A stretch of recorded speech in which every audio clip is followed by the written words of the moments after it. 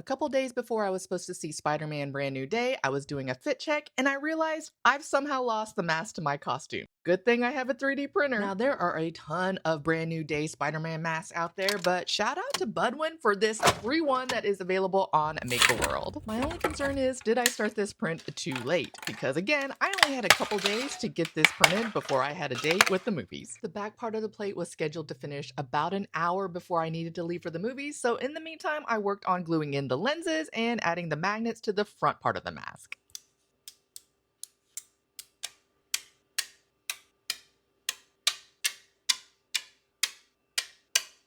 "35 minutes before I was scheduled to leave, the back half of the mask finished, but I still needed to add the magnets."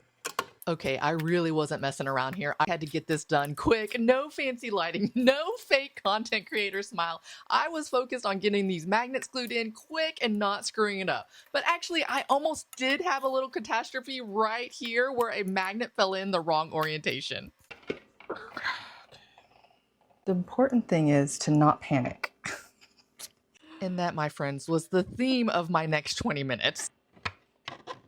Oh, this is gonna be hard. Don't panic.